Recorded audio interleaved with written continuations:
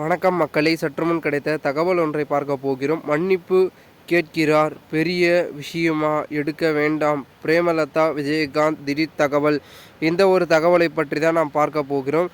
தகவலை பார்ப்பதற்கு முன்னதாக நீங்கள் நம்மளுடைய சேனலுக்கு புதிய பார்வையாளர்களாக இருந்தீர்கள் என்றால் மறக்காமல் நம்மளுடைய சேனலை சப்ஸ்கிரைப் செய்து வைத்துக் கொள்ளுங்கள் மக்களே.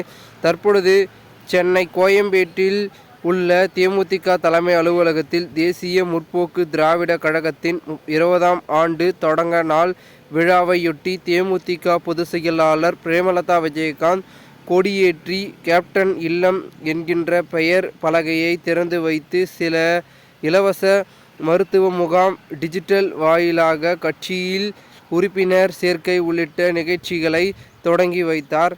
மேலும் தேசிய முற்போக்கு திராவிட கழகத்தினுடைய 20ஆம் ஆண்டு தொடக்க விழா இன்றைக்கு தமிழ்நாடு முழுவதும் தேசிய முற்போக்கு திராவிட கழகத்தின் சார்பாக அனைத்து மாவட்டங்களிலும் கொடியேற்றத்துடன் மற்றும் நலத்திட்ட உதவிகள் வழங்கி முப்பெரும் விழாவாக அனைத்து மாவட்டங்களிலும் பொது கூட்டங்களை நடத்த தேமுதிக சார்பாக இன்றைக்கு கொண்டாட இருக்கிறோம்.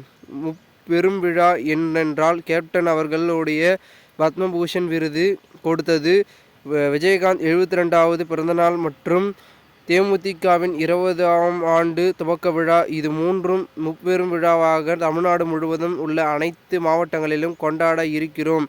கேப்டன் இல்லாத முதல் கட்சியின் துவக்க நாள் கொண்டாட இதை மனவேதனையோடு தெரிவிக்கிறேன். இன்று தலைமை அலுவலகத்தில் கொடியேற்றி இலவச மருத்துவ சிகிச்சை முகாம் தொடங்கி இருக்கிறோம். அது மட்டுமல்லாமல் உறுப்பினர் சேர்க்கை முகாம் டிஜிட்டல் வாயிலாக துவங்க இருக்கிறோம். இதுவரை தேசிய முற்போக்கு திராவிட கழக தலைமை அலுவலகம் அழைக்கப்பட்ட நம்முடைய அலுவலகம் இன்று முதல் கேப்டன் ஆலயம் என்று வழங்கப்படுகிறது. அதாவது ஜிஎஸ்டி என்பது அனைத்து தொழிலுக்கும், அதாவது சிறு தொழிலாக இருந்தாலும் பெரிய தொழிலாக இருந்தாலும் ஜிஎஸ்டி என்ற ஒன்று அவை அனைத்து கேள்விக்குறியாகி உள்ளது. அது யாருக்கு எந்த மாற்று கருத்து கிடையாது. ஜிஎஸ்டி வரி வந்த பிறகு அனைவருடைய வாழ்க்கை பாதிப்புக்குள்ளாகி இருக்கிறது. அன்னபூர்ணா உரிமையாளர்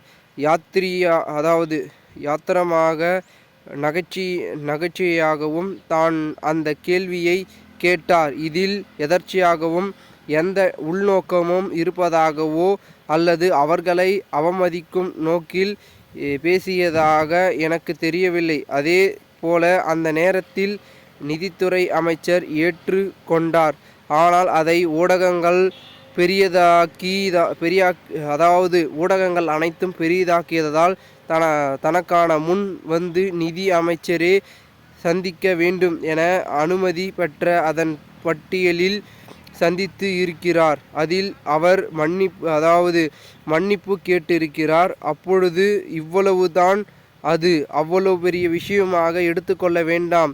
மகாவிஷ்ணு விவகாரம் பூதாகாரமானது பார்த்தேன், ஆனால் அது இவ்வளவு பெரிய விஷயம் கிடையாது என்று குறிப்பிட்டு பேசியிருந்தார். இந்த ஒரு தகவல் என்பது வெளியாகி தற்பொழுது ஒரு பரபரப்பை ஏற்படுத்தியிருக்கிறது. இந்த ஒரு தகவலை குறித்த பொதுமக்கள் உங்களுடைய கருத்துக்களை கூறுங்கள்.